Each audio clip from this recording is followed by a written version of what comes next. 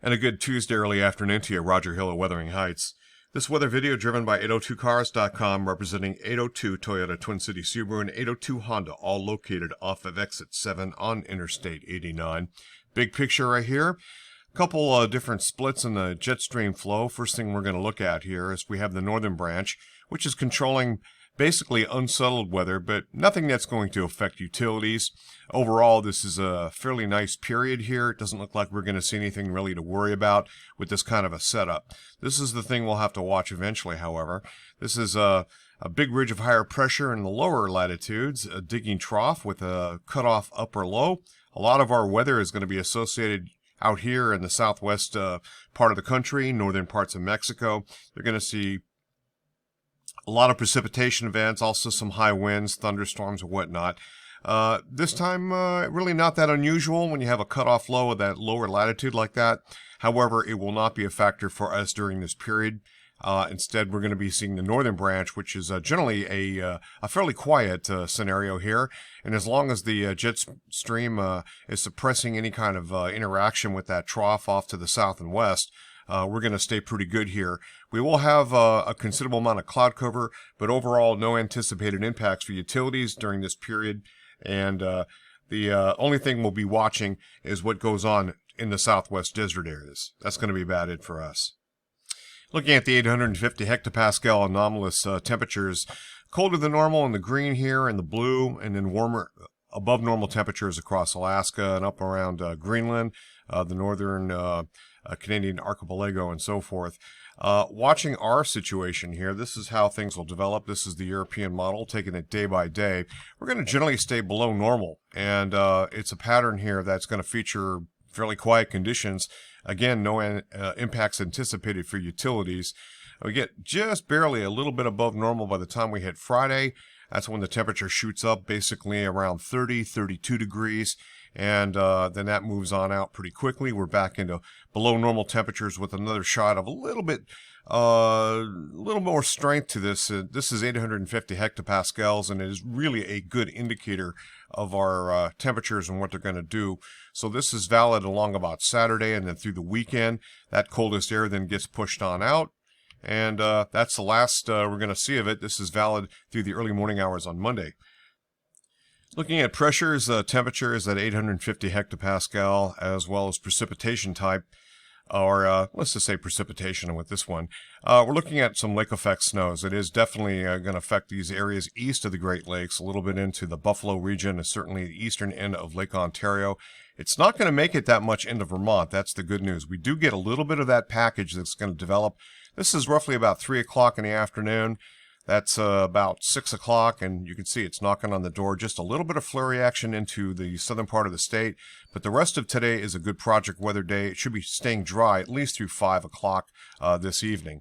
Now, once we get into this evening, later this evening and into tonight, we're looking at just a little bit of a dance here with some minor flurry, minor mountain snow shower activity, dusting till probably less than 1 inch in just about any location.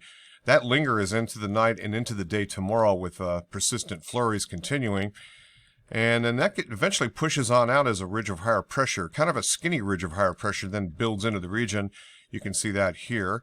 And then a little bit of a break in the action that's going to take place Wednesday night into the portion of Thursday before this little charming area of low pressure begins to push in. It's pretty well developed north of the Great Lakes, and it's going to be weakening over time. So this precipitation field is going to start to decrease a little bit, fall apart just a little bit. The front end, probably the most active portion of that, which moves in during the day on Thursday.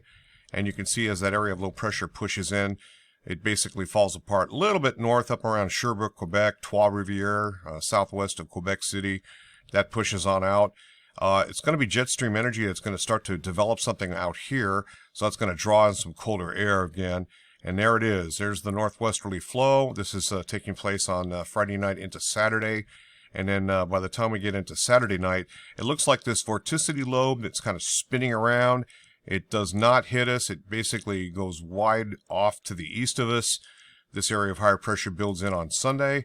So I'm looking at Sunday and probably into the day on Monday as being two pretty decent project weather days around the corner. Up until then, it's kind of an unsettled pattern, but not anticipating any impacts for utilities.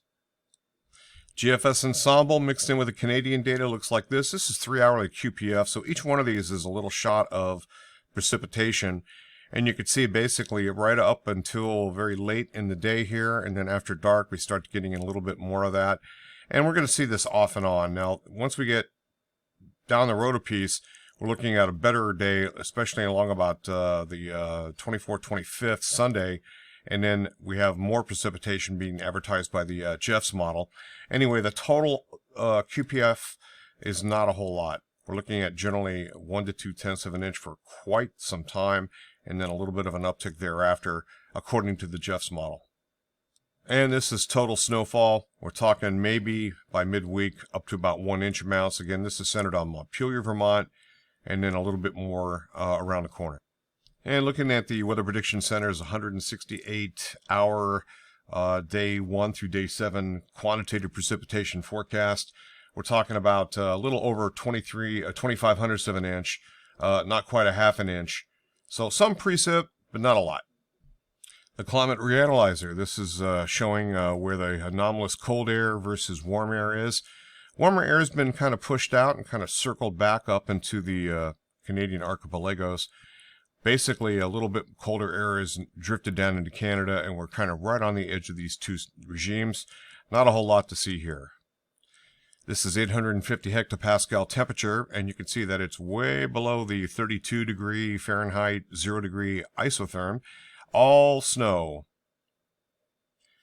Looking at dew point or 2 meter temperatures quickly here, you can see that we also stay below 32 degrees with that.